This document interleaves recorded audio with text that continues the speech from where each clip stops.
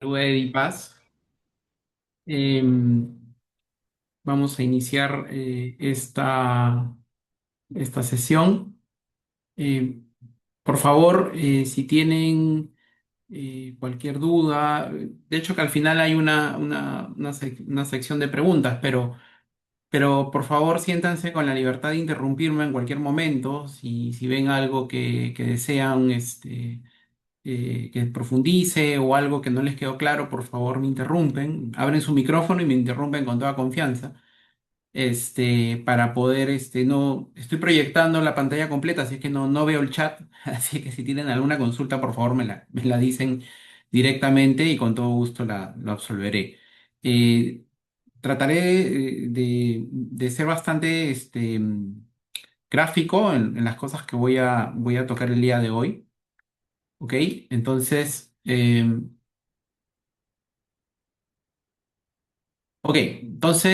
bueno, el seminario del día de hoy es el seminario de metodología y analítica para la gestión de proyectos digitales. ¿Ok? Eh, Quiero, primero quiero tocar algunos aspectos generales, ¿ok? Primero, ¿quién les habla? Bueno, yo tengo más de 20 años de experiencia ya en gestión de proyectos de TI. Actualmente me desempeño como gerente de TI en Grupo JJC. JJC es una de las empresas de construcción, de ingeniería más grandes del país. Eh, He tenido la oportunidad de ser gerente de TI y Project Manager en el ámbito tanto público como privado, he estado en varias entidades, eh, lo cual me da una visión bastante amplia de cómo se gestionan los proyectos en distintos ámbitos, ¿no? Eh, bueno, soy ingeniero informático titulado de la PUC, cuento con una maestría, un MBA. Además, bueno, cuento con múltiples especializaciones, soy certificado como PMP y también como Professional Grandmaster, y tengo experiencia liderando equipos multidisciplinarios. Entonces, de alguna manera, la idea es poder volcar toda mi experiencia hacia los conocimientos que se les va a impartir, ¿no? El alcance del seminario, bueno, un poco repasando, se ha dividido en dos módulos, ¿no? Un módulo de metodologías y frameworks para proyectos digitales y un módulo de analítica aplicada para el control de proyectos digitales. ¿Eso qué quiere decir? Que esto de aquí hace una sinergia, ¿no? De alguna manera, primero viene la discusión de cómo nos movemos rápido y entregamos valor, ¿no? Y una vez que sabemos cómo nos podemos mover en el contexto del proyecto, cómo sabemos si vamos en la dirección correcta, ¿no? Una cosa es, digamos, ir rápido, pero otra cosa es ir rápido en la dirección correcta. Entonces, para saber si estamos en la dirección correcta, hay que medir, ¿no? Hay que medir. Entonces, de alguna manera, eso lo vamos a revisar. Como bien dice aquí, la agilidad estructural más la inteligencia analítica nos da una transformación digital exitosa, ¿correcto? Eh, este seminario del día de hoy, de alguna manera, recoge lo que sería desarrollado de alguna manera ya en detalle, ¿no? Como parte de un programa que se dictaría. Y sí me gustaría, digamos, que sepan que, digamos, las sesiones no serían como lo del día de hoy, ¿no? Lo del día de hoy vamos a hacer un review, digamos, de varios temas, pero digamos ya en el programa va a haber mucho más detalle, ¿no? O sea, no solo se va a revisar la teoría y los fundamentos de los temas, sino que va a haber una colaboración y sobre todo una aplicación práctica, ¿no? Finalmente, gestionar proyectos, digamos, va mucho de la experiencia. Entonces, la idea es poder transmitirles la mayor cantidad de experiencia posible para que ustedes, cuando ya estén con estos conocimientos y tengan que enfrentar estos problemas en la vida real, sepan, digamos, tomar las mejores decisiones, ¿no? Entonces, digamos, no es 100% teórico, o sea, no estamos, o sea, no se va a desarrollar, digamos, full teoría, sino que en realidad es combinar la teoría con análisis, ¿no? Justamente lo que les comentaba, ¿no? Cuando se desarrollan estas sesiones, la idea es, como dice aquí, ¿no? De la teoría a la trinchera, ¿no? O sea, revisar, digamos, sí, conceptos teóricos, porque evidentemente, digamos, eh, todo tiene que tener una base, ¿no? Pero la idea es que el 40% del tiempo se vaya en revisión teórica y el 60% sea en aplicación y debate, ¿no? Eh, También es cierto que en el caso de los proyectos, ningún proyecto es, ya sea un proyecto digital o en realidad en cualquier proyecto de construcción o el que ustedes quieran poner como ejemplo, ningún proyecto es similar a otro, ¿no? Puedes tener la construcción de un puente, pero ningún puente es exactamente igual al otro. Tiene diferentes diseños, diferente altura, diferentes ubicaciones. Entonces, los proyectos son así y son amplios y por eso es que debe haber un amplio debate, porque en realidad ustedes también como alumnos pueden traer, digamos, conocimientos que se pueden compartir entre todos, ¿no?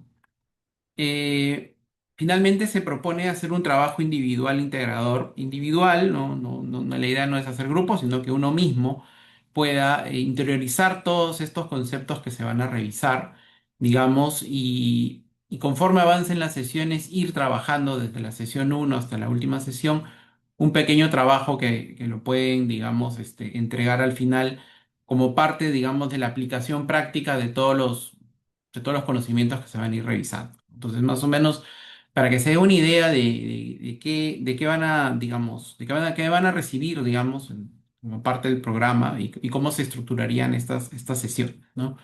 Esos como aspectos generales.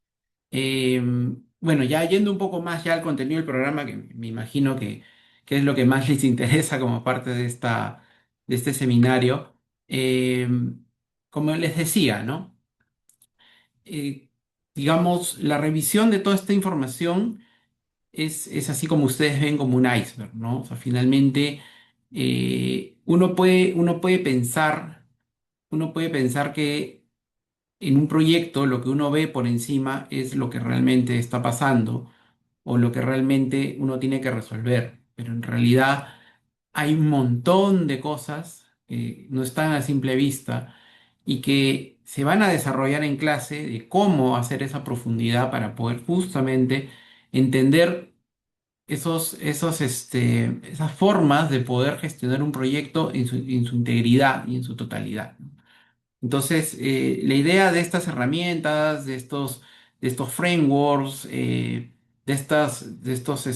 estos esquemas de trabajo, es justamente para que ustedes estén en capacidad de poder gestionar estas cosas de una manera integral.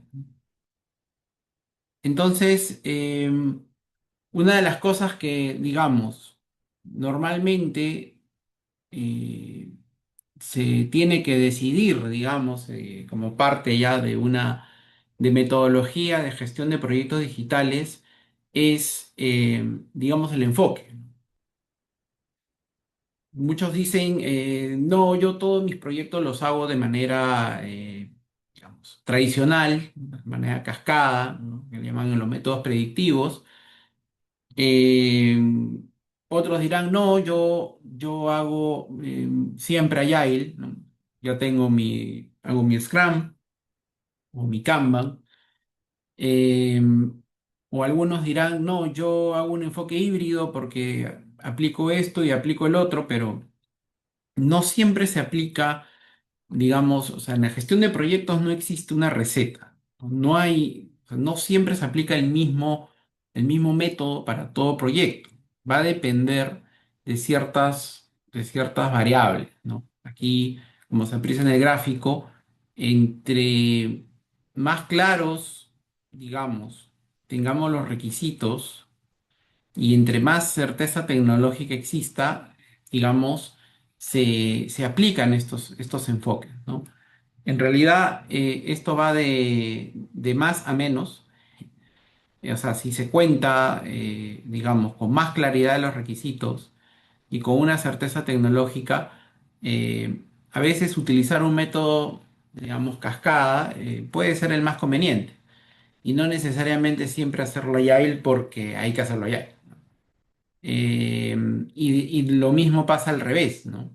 Si no tenemos una claridad de los requisitos y no se tiene, digamos, una certeza tecnológica, evidentemente aplicar un modelo ágil puede ser lo más conveniente y no necesariamente un modelo predictivo, ¿no? Cuando se tienen proyectos en donde, digamos, ciertos módulos, digamos, pueden aplicar ciertos métodos y otros no tanto, entonces es donde empiezan a ver los enfoques híbridos, ¿no?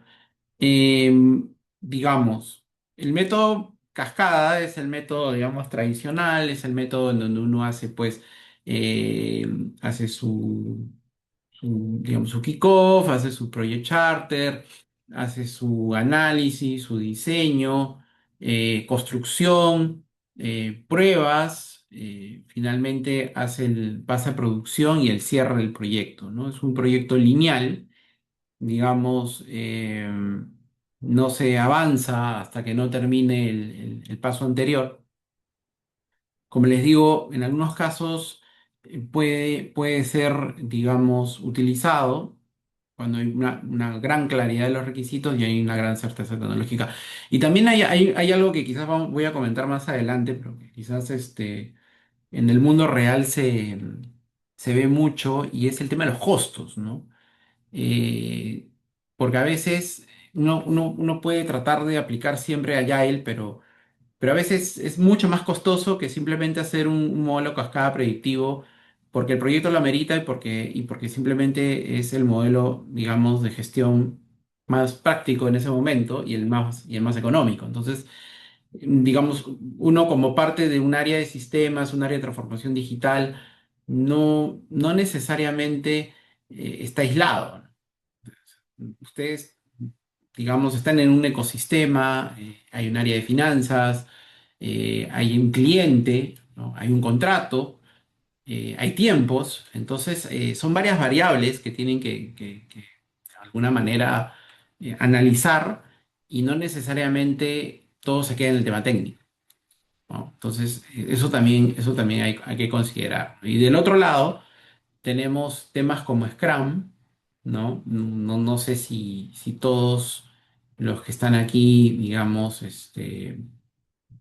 están familiarizados con Scrum, pero digamos, eso, bueno, ya cuando se lleven las clases se profundizará, pero ahorita lo que yo les puedo comentar es que el Scrum es digamos, un enfoque ágil de desarrollo de proyectos, parte, parte, digamos, de valga la redundancia, procesos ágiles, ¿no? Hay ciertas ceremonias, ciertas etapas que se tiene que cumplir para hacer Scrum, ¿no? Se definen ciertos roles, un Product Owner, que normalmente es el que más sabe del producto que se tiene que desarrollar, tenemos el Scrum Master, que a veces lo confunden con un jefe de proyecto, pero en realidad el Scrum Master no es un jefe de proyecto, ¿no? El Scrum Master en realidad lo que tiene que hacer es que el equipo autogestionado aplique Scrum de la mejor manera.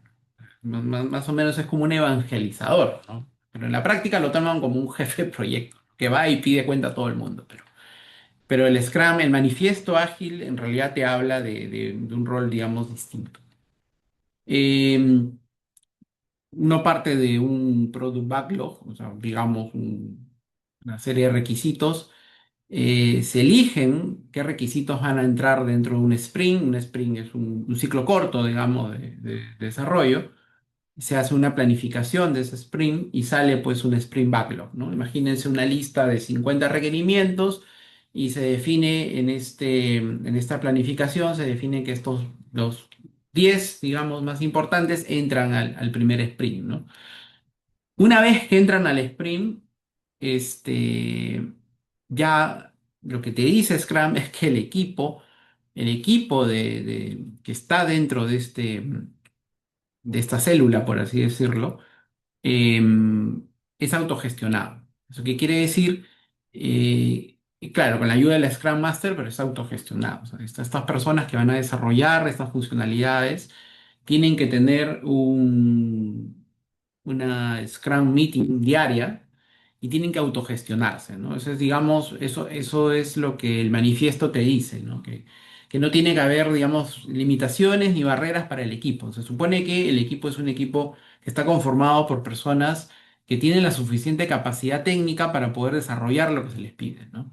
Y ahí quizás ahí viene un poco la debilidad del Scrum, ¿no? Porque en la práctica a veces no todos tienen esa capacidad, ¿no? No todos están equilibrados. En la vida real te encuentras pues con equipos donde algunos tienen más skill, otros tienen menos skill, algunos, digamos, te pueden desarrollar mucho mejor, digamos, un full stack developer, ¿no? Pero hay otros que no tienen ese nivel y ahí un poco hay que equilibrar también y organizar estos equipos que en teoría deberían autoorganizarse, ¿no? De acuerdo al manifiesto. Finalmente, van entregando un producto, digamos,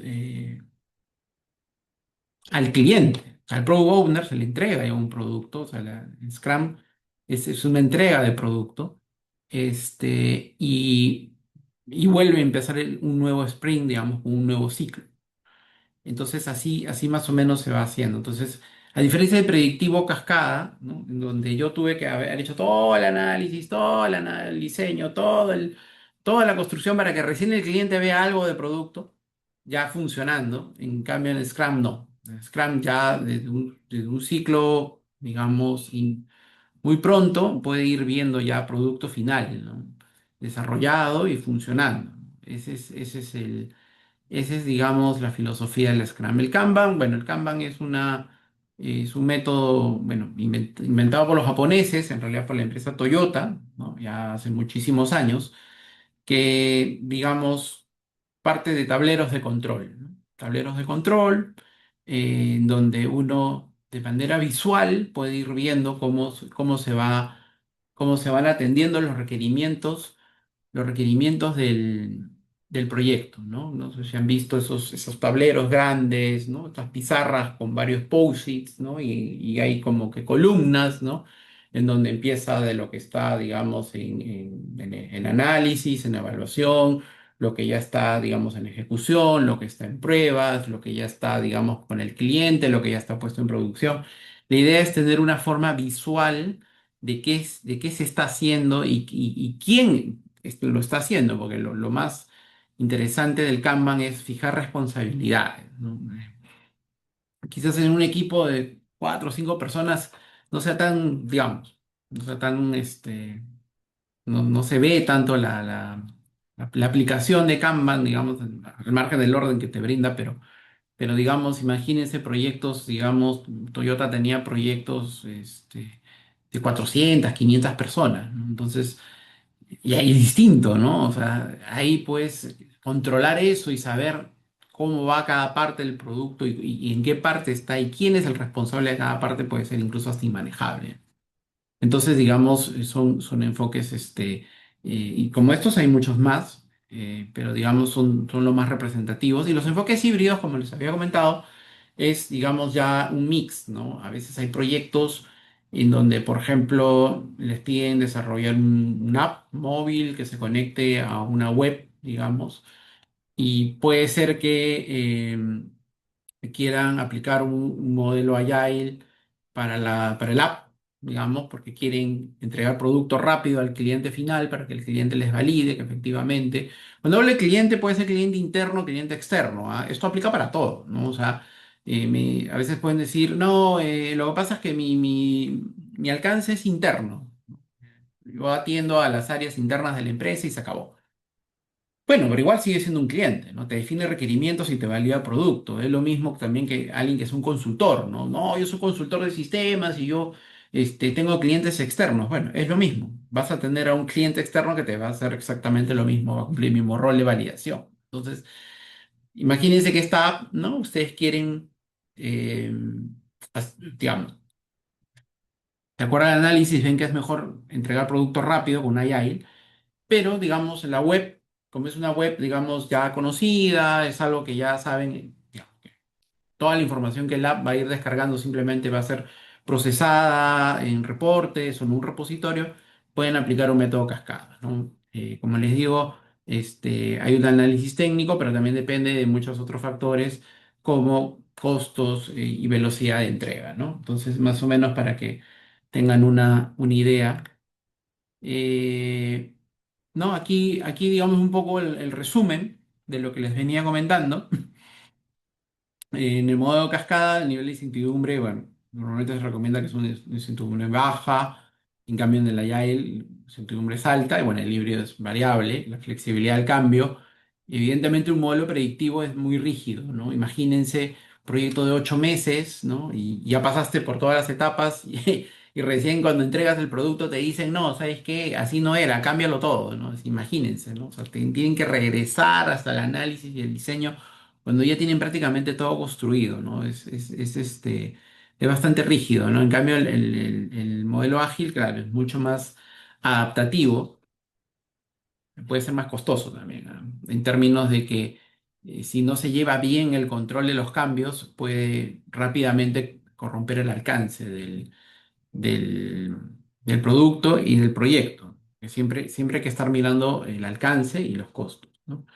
El enfoque híbrido, evidentemente, está estructurado para adaptable. Mucha, Muchos project managers últimamente están más en enfoques híbridos y quieren combinar lo mejor de los dos mundos, para tratar de llevar sus proyectos de la mejor manera, ¿no? Bueno, la frecuencia de entrega, el predictivo es al final del proyecto, como les comentaba, y en el modelo ágil es a través de ciclos cortos, de manera continua, ¿no? En el enfoque híbrido, entregas por fases críticas. Y la cultura requerida, bueno, en cascada, jerárquico y secuencial, digamos, un modelo clásico de gestión. En el ágil, la colaboración y transparencia total. En realidad ahí está el mayor reto de aplicar este tipo de cultura ágil, ¿no? Y hablo de cultura, o sea, hablo de cultura, o sea, las personas, los procesos de la empresa tienen que estar alineados para facilitar el trabajo ágil, ¿no? A veces estamos en una empresa, ¿no? que tiene una cultura jerárquica y secuencial y quieren aplicar ágil, ¿no? Ahí sí se puede, ¿no? No es que no se pueda, lo hacen, ¿no? Muchas empresas de hecho lo hacen, pero al final no termina digamos, de aprovecharse toda la potencia que tiene la metodología ágil, ¿no? Porque al final es como mini cascadas, ¿no? O sea, es como una cascada iterativa, ¿no? Pero en realidad el ágil no es una cascada iterativa, es equipos autogestionados que pueden desarrollar producto final para el cliente. Es acercar al cliente al equipo de desarrollo, ¿no? Entonces, a veces eso no se entiende, ¿no? Entonces, bueno, un poco para y evidentemente todo esto lo vamos a profundizar mucho más, o sea, en las clases. Eh, otro aspecto, digamos, que también se va a revisar es el flujo de creación de nuevos productos y servicios digitales, ¿no? O sea, por ejemplo, esto va digamos, un paso parte de un paso más atrás, ¿no? O sea, ahorita hemos visto esquemas de cascada, esquemas agile para gestión de proyectos, pero esto va un poquito más atrás. O sea, eh, ¿cómo resolvemos un problema?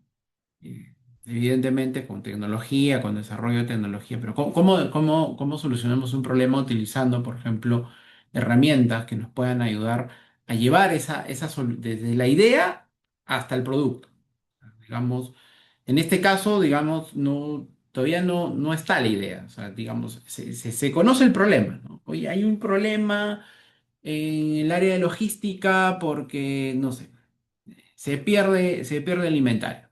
Necesitamos un sistema de control de lo que entra y sale del almacén, por poner un ejemplo.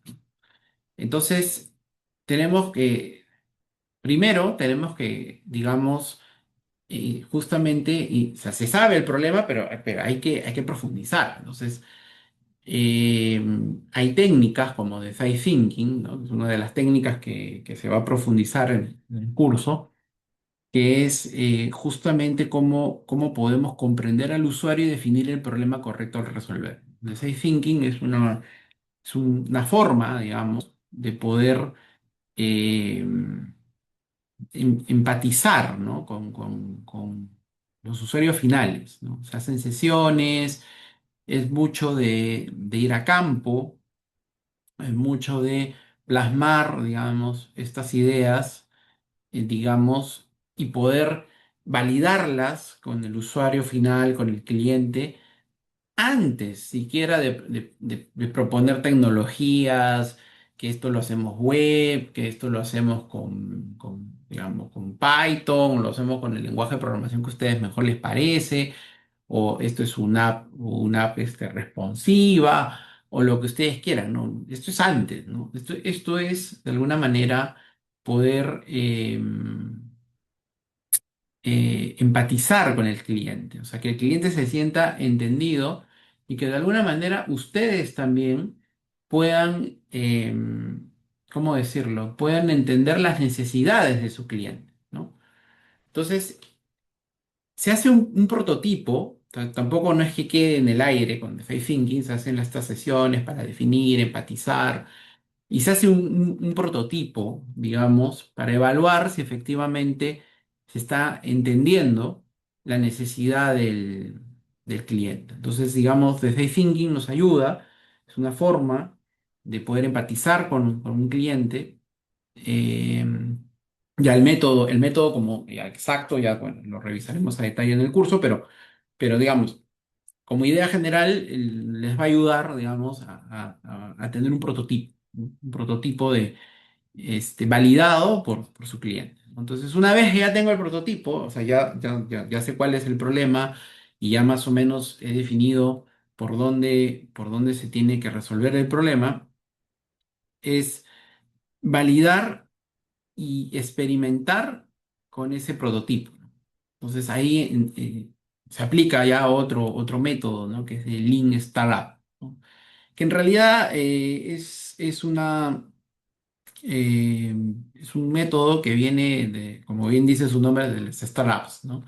Pero que también puede ser aplicado, digamos, en este ciclo, digamos, dentro de un proceso de creación de un producto, porque aquí en Lean Startup lo que se quiere validar es justamente si este prototipo va a generar o no va a generar valor, ¿no?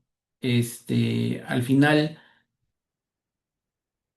esto de aquí ya pasa a ser, digamos, más que una maqueta y pasa a ser, digamos, ya como algo que puede incluso empezar a funcionar sin base de datos, sin código, o sea, digamos, es trasladar, digamos, ese prototipo ya a, digamos, quizás el prototipo, cuando yo hablo de design thinking, normalmente el prototipo puede ser hasta dibujado, ¿no? No sé si me dejo entender, ¿no? No, ahí por último no necesitan ni siquiera abrir una herramienta de TI o de tecnológica, ¿no? O sea, digamos, pero ya cuando entran a Lean Startup, sí, ya se tiene que desarrollar, digamos, un producto que todavía no se ha construido, digamos, no tiene, digamos, esa funcionalidad, digamos, conectada a base de datos y que ya funcione, pero sí tiene que, de alguna manera, eh, ya entregarle algo más tangible al cliente para que lo pueda ver. Claro, quizás en software eso es un poquito más complicado. Si estuviéramos, estos métodos también se aplican, por ejemplo, para desarrollo de productos industriales, ¿no? Entonces, de hecho, de ese mundo vienen, ¿no? Entonces, por ejemplo, es mucho más fácil que yo les diga, vamos a desarrollar, no sé, pues una nueva pelota de fútbol para el mundial, ¿no? Ahora que viene el mundial, ¿no? Entonces, en el design thinking seguramente me voy a hablar con los jugadores de fútbol, me voy a hablar con los entrenadores, me voy a hablar con los equipos de fútbol y me diseño en papel, digamos, digamos, un producto que podría funcionar, ¿no? O sea, más o menos que se dé una idea, ¿no? A veces en productos es más fácil que verlo en software. Y en la fase 2 quería, ¿no? Ya tendría que, digamos, evidentemente no voy a mandar a fabricar la pelota final, pero ya tendría que entregarle una maqueta de esa pelota a estos clientes, ¿no? Quizás no con el producto ya final, pero ya algo físico para que lo puedan tocar. Aquí también el software es algo similar. Ya no es un dibujo, ya no es una idea, ya no es un tablero, sino ya es algo con el cual puedan experimentar. Eso ayuda, se hace a través de ciclos y aterriza mucho más, digamos, la validación. Aquí lo que se quiere, y también es importante porque también se puede validar desde fases tempranas la experiencia de usuario, ¿no? El famoso UX, ¿no? Nosotros en TI se le conoce como UX. Hay empresas especializadas en UX que solo se dedican a temas de UX y justamente aplican estos métodos para poder de alguna manera experimentar lo que sería esta experiencia de usuario frente, digamos, a una aplicación. Ahora, hay aplicaciones y aplicaciones, ¿no? Quizás en el ejemplo que les puse de la logística, del almacén, quizás habría que involucrar al almacenero o habría que involucrar al asistente de almacén, a las personas que van a interactuar con la aplicación para ver si efectivamente les sirve. Eh, yo les comento, ¿no? Una anécdota personal. Nosotros hicimos un sistema para un taller, digamos, era un taller, digamos, de reparación de equipos de construcción y no nos habíamos percatado de que el operario usaba guantes. Entonces le dimos una tableta, pero el sistema estaba diseñado de tal forma que cuando quería poner el dedo con el guante, que no se podía quitar el guante por seguridad, era difícil, pues, ¿no? Darle clic, ¿no? Entonces pasa, así pasa, o sea, y eso se pudo haber prevenido, digamos, si hubiéramos hecho estos ciclos cortos de feedback, entregando, digamos, quizás un prototipo funcional en campo y hubiéramos detectado esas cosas, de todas maneras lo hubiéramos detectado. Entonces, es importante, ¿no? O sea, yo una vez que ya tengamos, digamos, esta idea con el design thinking para solucionar un problema, una vez que lo hemos aterrizado a través de estos ciclos de validación y de aprendizaje a través de Lean Startup, finalmente lo tenemos que construir. Y aquí sí ya viene la construcción. Entonces, una, una técnica, digamos, de construcción es Stream Programming. Stream Programming, como su mismo nombre lo dice, es programación extrema. Eh, es mucho más, ¿cómo decirlo? Es mucho más rápido, por no decir otra cosa, es mucho más rápido que Scrum, pero justamente parte ya de un producto que ya ha sido previamente validado. Entonces aquí, digamos, ya no hay tanta incertidumbre respecto a los requerimientos, no hay tanta incertidumbre respecto a, digamos, la interacción del usuario ni su validación. Aquí lo que hay que hacer es construir y construir lo más rápido posible. Entonces, se puede aplicar Steam Programming. Steam Programming es prácticamente tener a uno o dos programadores sentados prácticamente al costado del cliente, por decir algo, ¿no? Y programar en ciclos muy cortos, y ir validando prácticamente en paralelo que el producto, ese producto que vino del Design Thinking, del Lean Startup, digamos, ahora ya funciona y funciona como esperaba el cliente que funcione. Y como ha habido una validación previa, entonces simplemente se espera, digamos, ya ponerlo en producción muy rápido.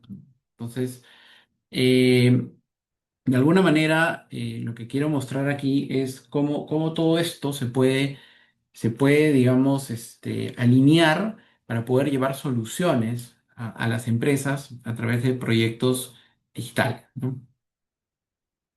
Eh, ahora, hasta aquí hemos hablado un poco de Scrum, hemos hablado un poco de híbridos, cascadas, un poco de... Pero, claro, pero normalmente en una empresa, y sobre todo en empresas que se dedican a software, no hay un único proyecto, ¿cierto? Hay muchos. Y puede ser que estén trabajando en paralelo. Entonces, vamos un poquito más arriba. O sea, imagínense que ustedes ya no son un gestor de proyecto, ¿no? Entonces, estos circulitos que ven aquí son como ejemplos de proyectos. Y ustedes están aquí arriba, ¿no? O sea, eso ya es casi como un gestor de un programa de proyectos, un programa, ¿no? Un programa donde hay muchos proyectos. Entonces, hay que escalar este marco ágil, por ejemplo. ¿Cómo lo escalamos, ¿no? ¿Cómo lo escalamos a toda la empresa? Entonces, ahí ya se aplica otros tipos de, digamos, de modelos de gestión. Por ejemplo, uno que a mí me gusta mucho particularmente es el de Spotify. No sé si han escuchado alguna vez el modelo Spotify. El modelo Spotify lo que hizo fue a partir de Scrum, empezó o sea, digamos, el squad, por así decirlo, que es un equipo funcional. Se recomienda que no sea más de 8 personas, ¿no? Multidisciplinario.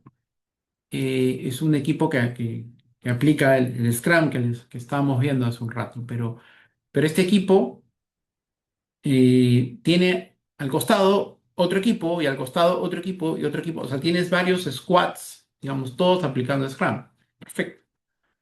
Pero ya cuando, digamos, todos estos squads están trabajando en algo mucho más grande, por ejemplo, en un banco, ¿no? Están dentro de toda la parte que es, digamos, software para financiero. Entonces tienes los squads para toda la parte financiera, ¿no? Tienes otro para la parte, no sé, comercial. Entonces tienes los squads para la parte comercial. Seguramente cada squad está en un proyecto distinto, seguramente, claro, son equipos autodeterminados, por así decirlo. Están desarrollando, digamos, sus propios requerimientos, pero todos van hacia un objetivo común. Entonces, a esa agrupación, digamos, de squads que tienen un objetivo común, se llama tribu.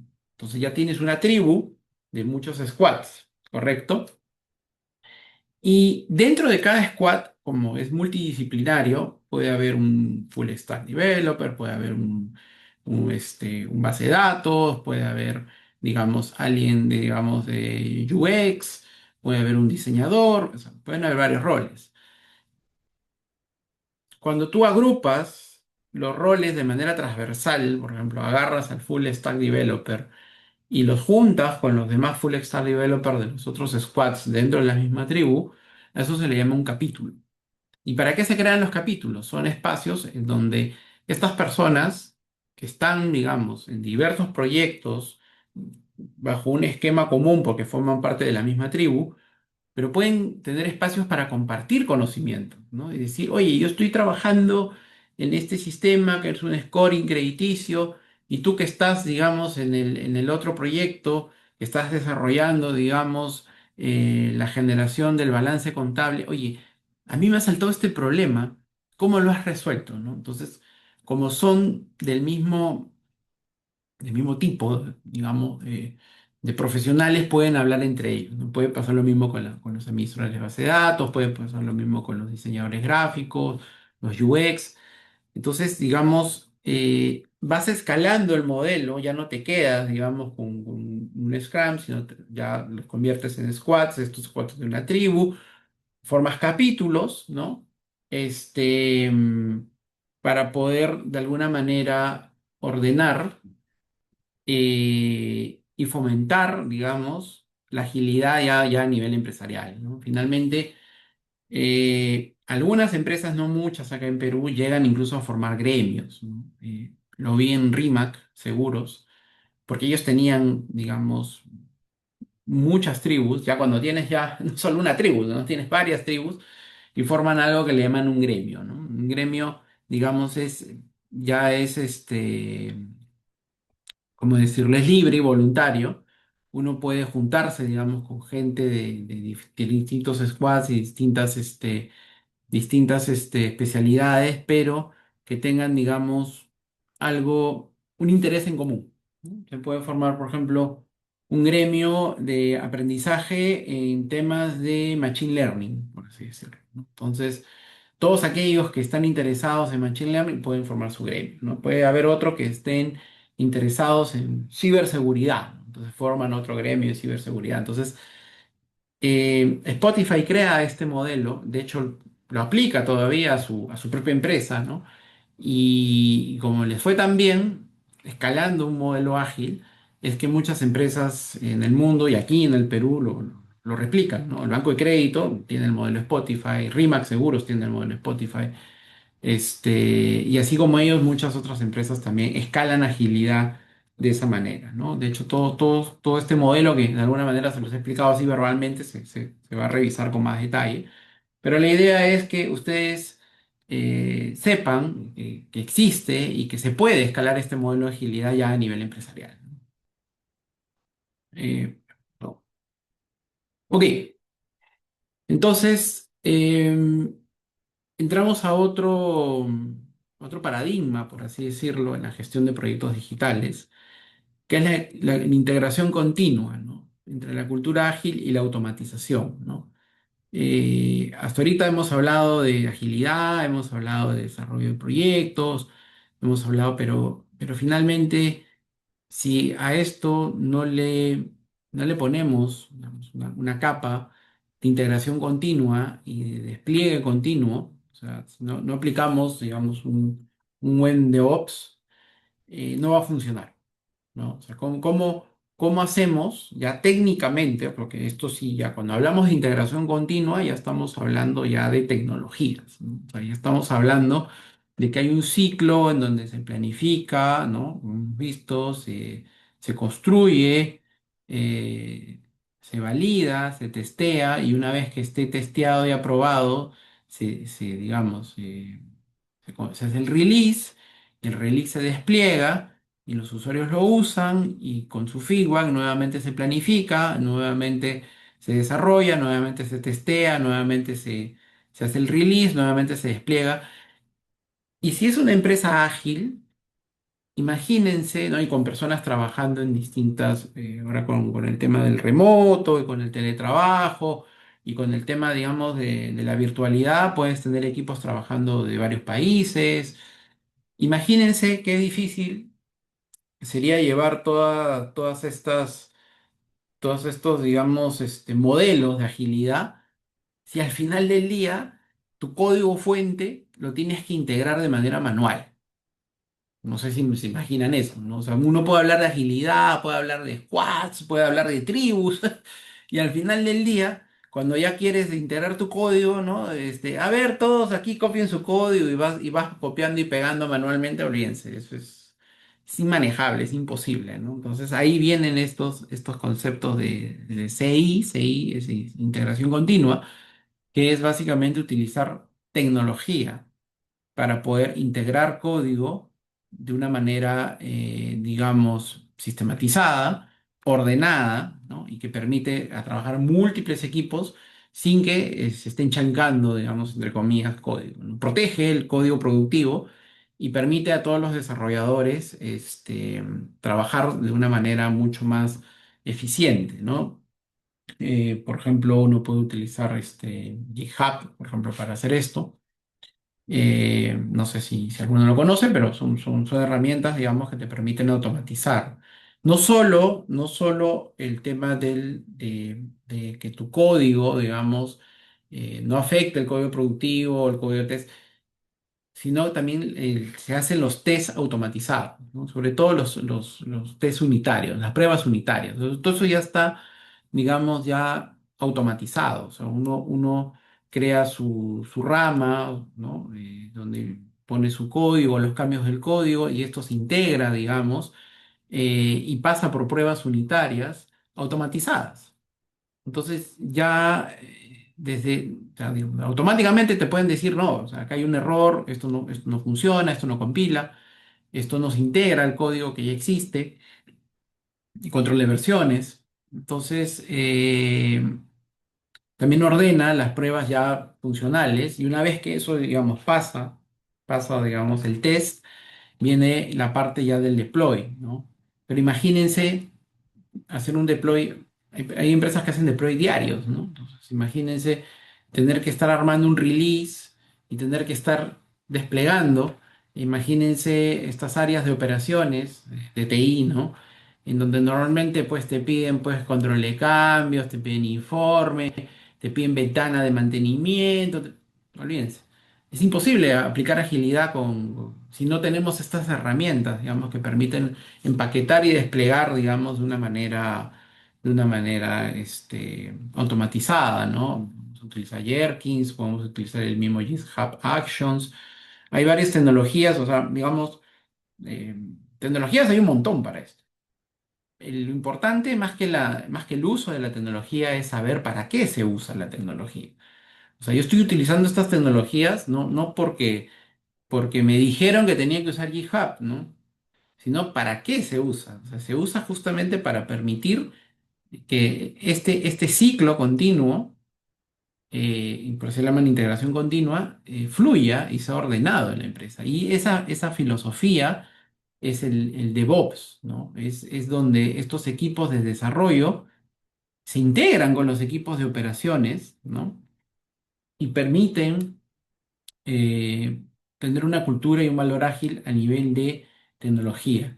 Una buena práctica, en realidad, yo lo he aplicado, es a veces, digamos, poner a alguien de operaciones un tiempo, hacer como un stage en esta parte de acá, ¿no? En la parte, digamos, del desarrollo, y del de desarrollo pasarlo a la parte de operaciones, ¿no? Entonces, como que pueden ver el otro lado, ¿no? ¿Cuáles son las preocupaciones, por ejemplo, de un desarrollador? El desarrollador se preocupa por levantar el bug o por hacer el requerimiento lo más pronto posible, y ya está. Pero, digamos, el que despliega se preocupa de otras cosas, ¿no? Se preocupa de que efectivamente esto compiló bien, de que hay un buen release, de que esto no va a afectar, digamos, la operación de la empresa en producción, y se definen horarios para los despliegues. Entonces, es un poco de ser empáticos unos con otros y hacer que puedan trabajar, digamos, de una manera mucho más integrada. Y eso, ustedes como gestores de proyectos, como gerentes de proyectos, tienen que fomentar esta cultura de DevOps en sus empresas, ¿no? A veces muchas empresas no lo usan, digamos, por desconocimiento, por falta de capacitación, por falta de herramientas, pero se puede ir empezando de a poco, ¿no? Se puede ir empezando de a pocos y la idea es que tengan una dirección hacia ese tipo, digamos, de marcos de gestión, ¿no? Entonces, algo importante es que no nos podemos sustraer de la realidad, ¿no? A veces es muy bonito hablar de cosas nuevas, ¿no? Yo les estaba hablando de una app, de un sistema para almacenes, ya. Ok, pero a veces la transformación digital, a veces no, siempre, casi siempre, la transformación digital convive con procesos heredados. O sea, existen, digamos, software legacies, estructuras organizacionales, digamos, muy antiguas que nadie va a cambiar, interfaces, digamos, que vienen pues digamos, de sistemas Windows, pues ya que no tienen pues soporte, y uno tiene que convivir con todo eso, ¿no? Y tiene que sobre eso proponer, digamos, agilidad digital, modernización, y bueno, y puedes formar ¿no? Puedes poner tu Scrum, pones tu Squad, pero al final estás parado sobre arenas movedizas, ¿no? O sea, y eso, digamos, es algo que se discute o que se va a discutir en el curso a profundidad, ¿no? O sea, ¿qué hacemos en estas situaciones? ¿Cuáles son las mejores, eh, digamos, las mejores tácticas, digamos, ya en base a experiencia también, ¿no? De cómo afrontar estas situaciones en donde a veces no se puede prescindir de Legacy, ¿no? Porque Legacy tiene toda la información histórica de la empresa y además este, es sumamente costoso cambiarlo, ¿no? O sea, solo cambiar el Legacy ya es todo un proyecto, ¿no? Entonces, a veces hay que convivir con eso y hay que saber también cómo manejarlo, ¿no? Eh, Como dice aquí, ¿no? El desafío principal no es implementar tecnología, sino engranar la nueva velocidad digital con los procesos heredados sin romper la estructura organizativa. Ahora, ¿cómo se hace eso? Bueno, hay muchas formas de hacerlo. Es complicado, es parte ya del día a día de un gestor de proyectos digital. pero aquí lo importante es que sepan que existe, o sea, que existe y que no es simplemente que voy a hacer cosas nuevas, bonitas, sino que en realidad siempre uno tiene que convivir con esto, más si está en tecnología, ¿no? Entonces es importante hacer esa reflexión. Y aquí ya vamos, digamos, un poco más ya a la segunda parte, digamos, que yo les comentaba, ¿no? A mí un primer módulo que hablaba de metodologías, pero, pero después, ¿no? O sea, podemos ir muy rápido, pero si no estamos yendo rápido, pero estamos yendo rápido al abismo, o sea, no vamos a ir rápido para abajo, ¿no? Entonces la idea aquí es, ahora ya centrando más en los temas del segundo módulo, es el tema de poder medir, ¿no? Y medir para saber hacia dónde vamos, cómo vamos, ¿no? Como bien aquí dice, ¿no? La agilidad sin datos en tiempo real es solo velocidad ciega, ¿no? O sea, aquí tenemos nuestros marcos ágiles, estamos ejecutando, digamos, a toda velocidad, pero como dice el dicho, lo que no se mide no se controla. Lo que no se controla simplemente tiende a fracaso. Entonces, hay que medir. ¿No? A muchos no les gusta, ¿no? Dicen, no, que me están poniendo indicadores, que están viendo qué hago todos los días. Sí, es poco pesado, pero al final es lo que justamente previene que los proyectos fracasen, o al menos hace que uno pueda darse cuenta de las desviaciones lo más pronto posible, ¿no? Ahora, si el producto de esa desviación, digamos, no se puede resolver, evidentemente el proyecto va a fracasar, pero al menos te estás dando cuenta rápido, ¿no? Que eso es lo que busca esta analítica aplicada y el control, ¿no? Para justamente poder hacer corrección, ¿ok? Entonces, ¿cómo, cómo controlamos un proyecto, ¿no? Un proyecto digital. O sea, ¿qué KPIs normalmente, digamos, debería controlar para más o menos saber la salud de nuestro proyecto, ¿no? Eh, Hay muchos, ¿no? Hay indicadores de alcance, o sea, qué tanto se dijo que se iba a hacer y cuánto se ha hecho, de tiempo, ¿no? Cuánto tiempo se dijo que se iba a hacer y en cuánto voy, de costo, cuánto se iba a gastar, en cuánto voy, de calidad, ¿no? A veces se soslaya la calidad. Este, cumple la calidad esperada, ¿no? A veces puedes estar dentro del alcance del tiempo y el costo, ¿no? Pero estás entregando un producto de una calidad bajísima, ¿no? Entonces, es como hacerte trampa a tú mismo, ¿no? O sea, como que, ah, ya cumplí, pero sí, pues, pero no estás entregando lo que debes entregar, ¿no? Con calidad. Y finalmente, el valor, ¿no? Que este es quizás el más difícil de medir, pero finalmente está entregando el valor esperado, ¿no? Y muchos proyectos digitales en realidad fracasan mucho por el valor.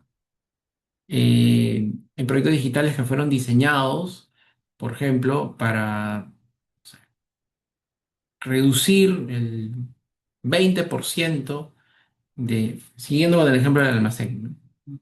Un 20% de las pérdidas del almacén. Estamos en el ejemplo de que al almacenero se le pierde todo porque no tiene sistema. Entonces, vamos a hacer un proyecto y vamos a medir este proyecto, ¿no? Acuérdense que vamos a suponer que estamos haciendo Scrum, proyecto ágil, estamos entregando valor, entre comillas, entregando valor, o al menos entregando producto en sprints, entonces ya se está usando. Y estamos dentro del alcance, dentro del tiempo, dentro del costo, dentro de la calidad definida, pero resulta que no baja nada las pérdidas. No baja nada las pérdidas. O sea, es más, se pierden más cosas. Al almacén se le siguen perdiendo las cosas, se le pierden más cosas. Entonces, el proyecto como tal no está cumpliendo el valor que debe entregar. Claro, ustedes como gestor de TI pueden decir, no, pero es que a mí me dijeron que haga un sistema para que haga eso y si eso no le sirve al almacenero, entonces mal definido. Sí, no, y no. O sea, sí, porque evidentemente hay un product owner, hay alguien, un key user, hay alguien que conoce de alguna manera del negocio, pero pero también los métodos que hemos revisado, ¿no? Ayudan a mitigar ese riesgo, llevando, entre comillas, llevando de la mano a este pro owner, llevando de la mano a este cliente para que defina bien el valor que se está entregando. Entonces, es importante no soslayar eso. Entonces, sobre esto se pueden definir varios KPIs. De hecho, durante el desarrollo del curso se van a tocar varios y se van a explicar y se van a desarrollar. Pero lo importante aquí, al menos el día de hoy, es que sepan que existen estos indicadores y cuáles son las aristas que tendrían que tener en consideración para poder medir la salud de un proyecto. Em, Algo interesante, por ejemplo, ahora es eh, no solo medir lo histórico, sino que a partir de esta medición, cómo puedo proyectar, ¿no? Cómo puedo, digamos, de alguna manera hacer una predicción. Entonces, puedo utilizar un modelo predictivo de Machine Learning para, digamos, sobre mi data histórica, vamos a poner un ejemplo, ¿no? Sobre mis últimos 5 sprints, con tantos requerimientos, con tanta cantidad de personal, con tanta tasa de defectos, con tantos bugs, con tantos... No puede definir, digamos, ciertas variables, digamos, que se ha recogido de anteriores y claro, yo puedo llegar a establecer con ellos los indicadores de la foto actual de ese proyecto, ¿no? Como estábamos viendo hace un rato. Pero, ¿qué pasa si van 5 sprints? Yo podría proyectar, al menos como predicción, cómo iría el sexto, el séptimo y el octavo. Hasta cierto punto sí, dependiendo, digamos, si son sprints, digamos, con un alcance similar, podríamos utilizar técnicas de Machine Learning para hacer esa predicción. Entonces, nuestra variable objetivo podría ser, digamos, la, la desviación, digamos, el tiempo de desviación de estos sprints en función del histórico. Entre más histórico, mucho más acertado el modelo. No es un curso, eso sí, o sea, no es un curso de Machine Learning como tal, porque para eso hay que profundizar bastante. Pero lo bueno es que ahora tenemos la inteligencia artificial. Entonces, la inteligencia artificial nos ayuda un montón para poder aplicar modelos de machine learning sin necesidad de ser un experto, ¿no? Porque ahora a la IA le decimos, oye, ¿sabes qué? Tengo estas variables, he capturado estos datos de mis sprint previos, pues, siguiendo el ejemplo, puede ser cualquier otra cosa, ¿no? Este, y sobre esto, eh, digamos, ármame, ¿no? Un modelo de Machine Learning, por ejemplo, de clasificación, si queremos obtener una variable, digamos, del tipo 1-0, del tipo verdadero o falso, del tipo sí, no, o un modelo de regresión. Ya no es de clasificación, sino de regresión cuando ya queremos obtener, por ejemplo, valores numéricos, ¿no? El tiempo, ¿no? ¿Cuánto tiempo va a durar? ¿Cómo pronosticas que el próximo sprint va a durar de acuerdo a esta variable? Entonces, en el curso lo vamos a ver. Como le digo, el objetivo no es hacer un curso de Machine Learning, o sea, que queda corto, soy honesto, pero sí enseñarles cómo usarlo, ¿no? Digamos, eh, con cargo a que después profundicen los temas, pero digamos, ya se pueden llevar, digamos, algo que puedan aplicar, digamos, en sus trabajos, en sus empresas, en sus consultorías y cómo aplicar, digamos, estos modelos de Machine Learning, porque en realidad la IA, o sea, ChatGPT, les arma todo, ¿no? Hay que saber dónde, hay que tener un buen prompt, evidentemente, y hay que saber dónde tocar, digamos, las variables para configurar. Pero finalmente el resultado que uno obtiene es bastante bueno. Entonces, algo de ello también vamos a revisar. Y el tema de la generación de informes automáticos, bueno, eso es mucho más, eso es mucho más sencillo. Actualmente, digamos, se puede utilizar la inteligencia artificial para poder ayudar en toda la parte, digamos, que menos nos gusta. Nosotros como técnicos, como gente de tecnología, no nos gusta mucho documentar, no nos gusta mucho. Y claro, la gestión de proyectos va también de generar informes, generar artefactos, digamos, documentales, ¿no? Pero ahora la inteligencia artificial nos facilita la vida para muchas cosas, ¿no?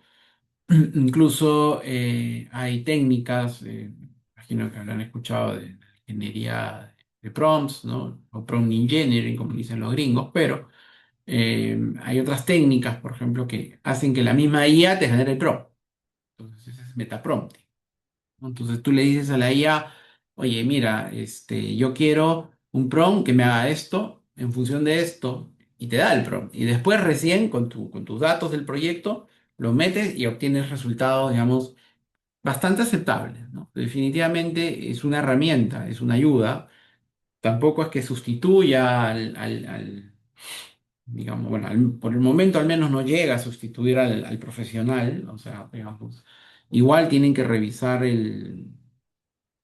digamos, el resultado, digamos, los documentos que se generan, pero ya parten de algo, ¿no? O sea, y es mucho más fácil de procesar, digamos, al menos en la parte documental.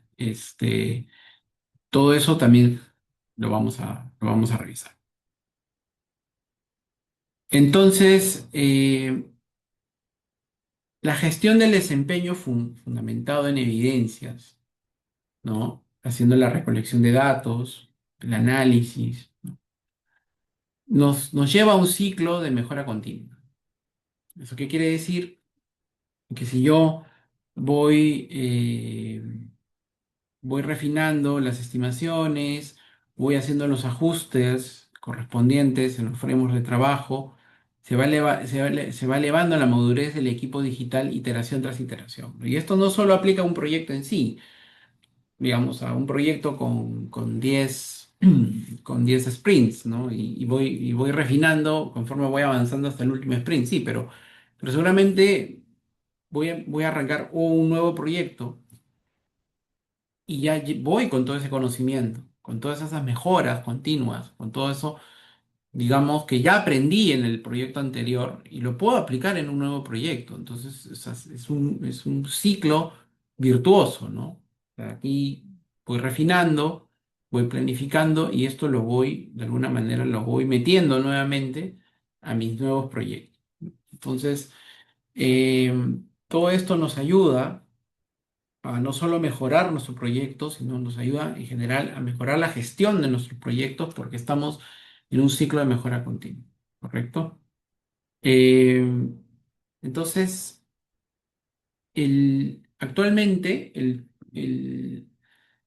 líder de transformación digital tiene que tener una mentalidad dual. O sea, tienes que tener una mentalidad ágil, sí, flexibilidad, innovación, cultura, frameworks, un conocimiento de todo esto que hemos estado viendo y que vamos a profundizarlo mucho más en el curso, pero también tiene que tener una capacidad analítica, ¿no? O sea, no todo puede ser, digamos, frameworks y echarse a hacer y que somos súper ágiles, ¿no? Ya, perfecto, pero hay que tener KPIs, hay que tener gobernanza, hay que tener visualización.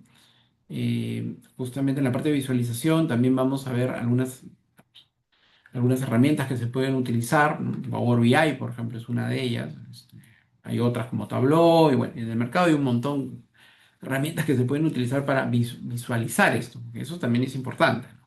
O sea, ya medí, ya mejoré, ya ajusté, sí, pero hay que comunicar, o sea, hay que hacerlo visible. O sea, el equipo tiene que, o sea, el equipo, el gerente del proyecto, el pro owner, el cliente, tienen que ver esos indicadores, tienen que ver cómo van esos indicadores para que también, digamos, se sientan se sientan comprometidos. La visualización es muy importante, ¿no? Un indicador que está, digamos, guardado en el cajón, en realidad no sirve de mucho, ¿no? Y bueno, y la parte predictiva que les había comentado que podíamos hacer algunas cosas con Machine Learning, ¿no? Entonces, el éxito de la transformación digital requiere líderes, ¿no? Que dominen tanto la velocidad de iteración como la precisión de los datos. Entonces, es un perfil mixto, no solo es que voy a ser muy ágil, sino que voy a ser muy ágil con una dirección. Y tampoco voy a ser, digamos, súper analítico y simplemente no producir nada. Es el gerente de los proyectos digitales tiene que tener esta capacidad. Y la idea del curso, de las sesiones, es poder profundizar en estos temas que estamos revisando para que ustedes puedan adquirir estas competencias, ¿no? Eh, entonces, por ahí un poco ya hemos revisado un poco el alcance de estos módulos y quería traerles ahorita y compartirles en esta última parte un ejemplo de un caso de aplicación, ¿no? Porque ustedes pueden decir, ya, qué bien, qué bonito estos frameworks, ¿no? Estos KPIs, ¿no? Pero al final, ¿cómo se comen?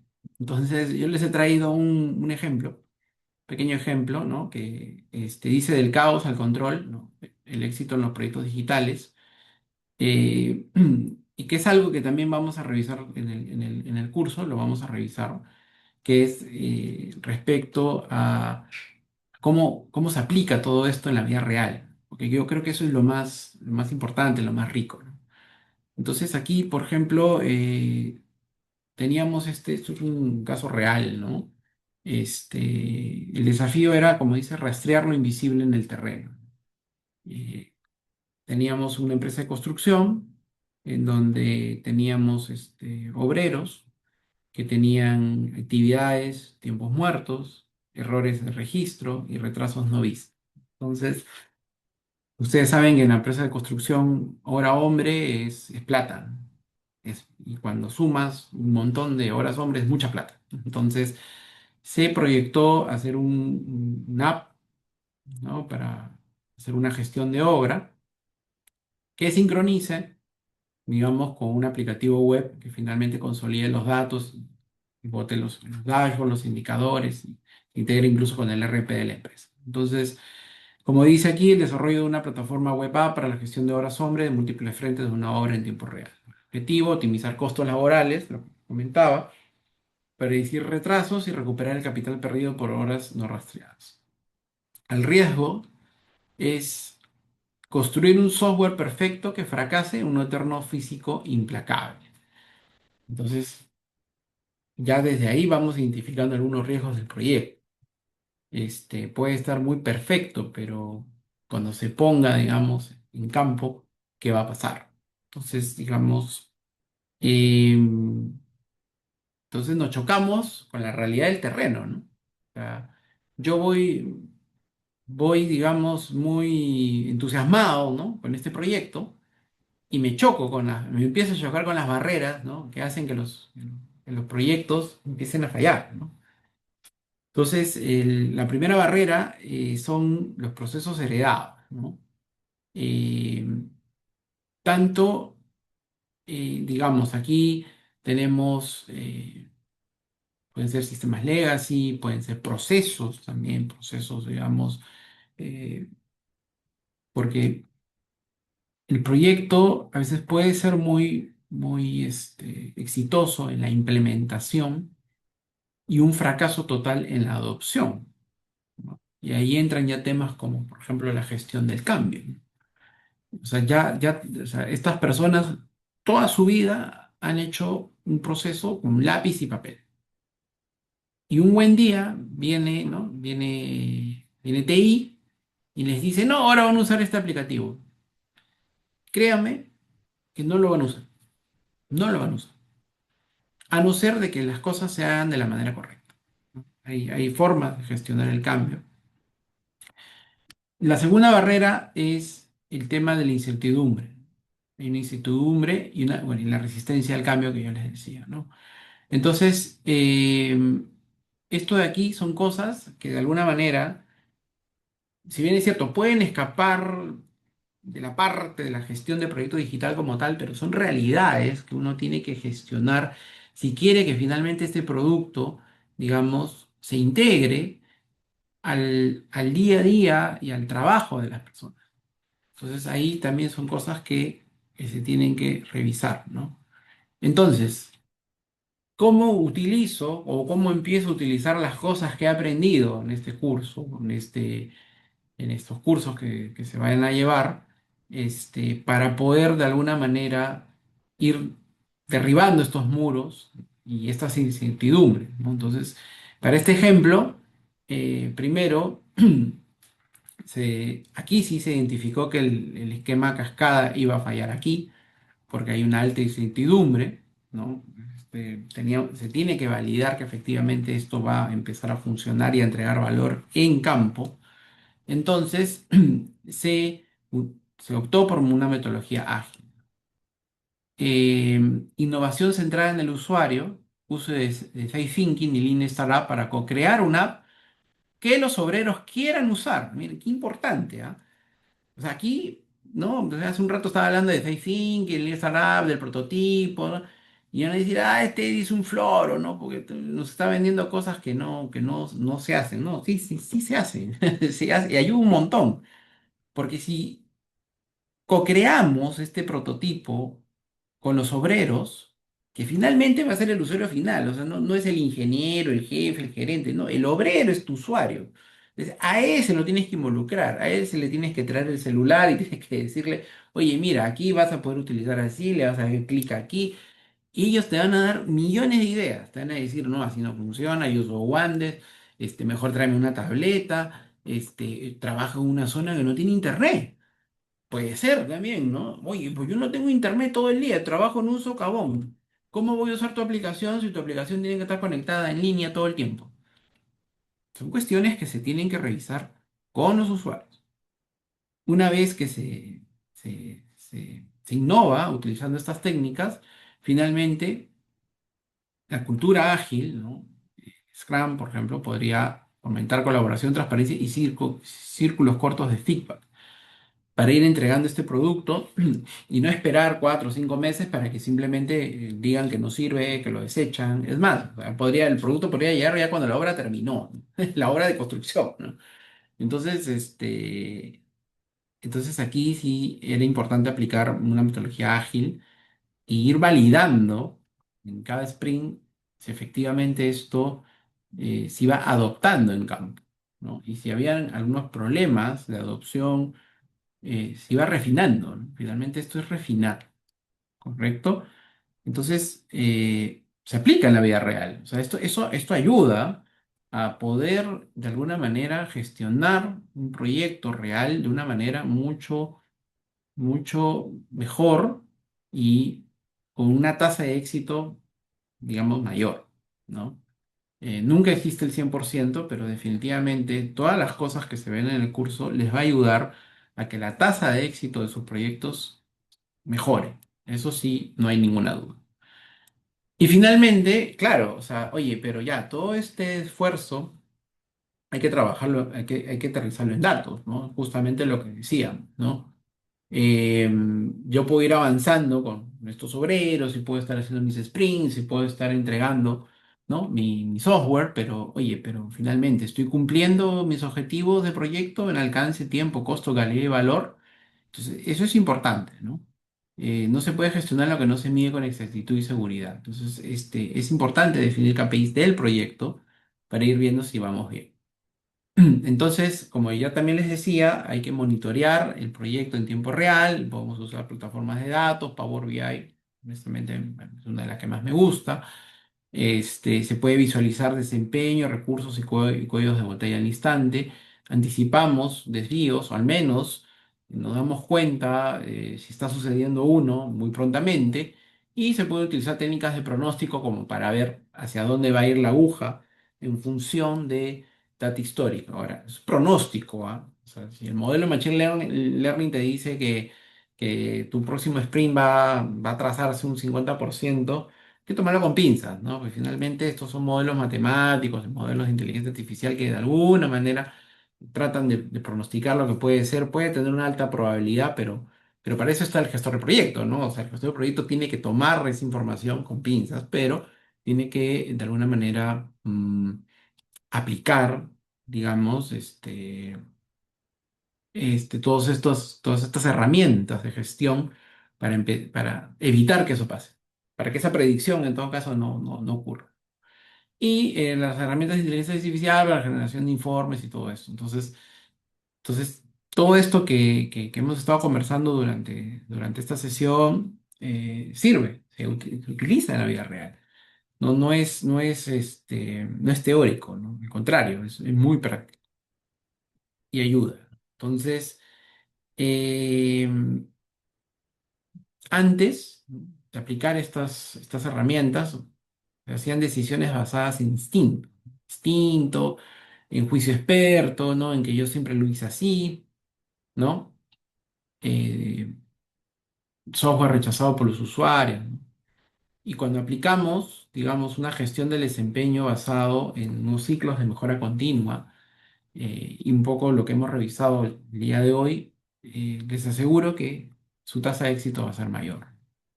Entonces, el resultado real es que el software no solo se entrega, sino que es adoptado por la obra, genera valor y genera un ROI medible, ¿no? Finalmente aquí es donde ya TI genera valor, valor a la empresa, genera ahorro de costos, genera eficiencias, genera, digamos, si es un caso de una empresa que vende, puede ser más ventas, no necesariamente el valor puede ser por reducción de costos o por incremento de ventas, por decir algo. Entonces, em, sí, o sea, todo esto que les he mostrado y que hemos estado, digamos, de alguna manera revisando el día de hoy, son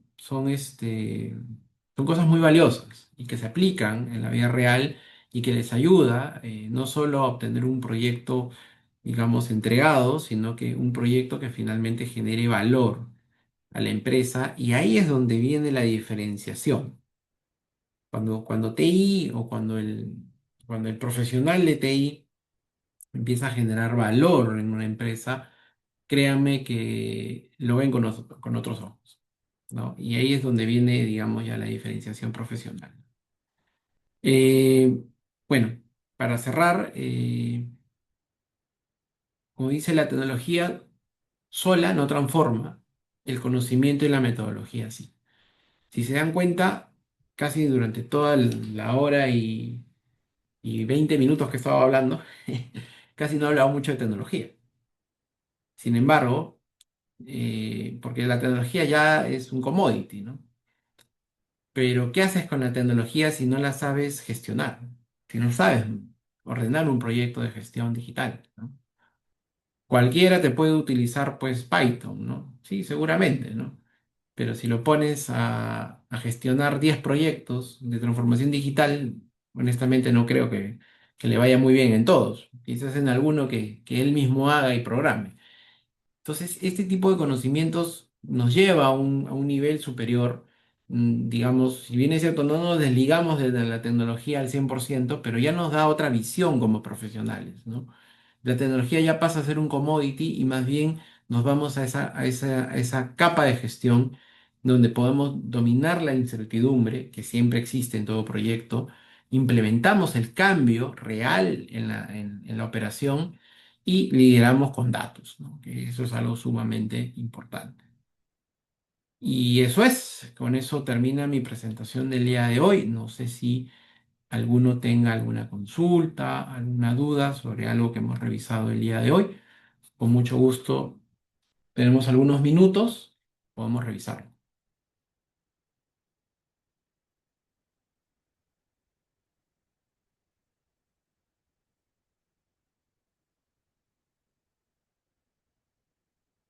Bueno, si no hay consultas ni dudas, en todo caso estaríamos cerrando aquí, ¿no? Ingeniero, muchas gracias. Quería aprovechar este momento para informarles a los participantes que se les va a mandar toda la información para la inscripción. También quiero comentarles que este seminario es parte del programa de especialización en gestión de proyectos de TI y transmisión digital, que tiene fecha de inicio el 11 de junio y la frecuencia a realizar son los martes y jueves de 8 a 10 de la noche.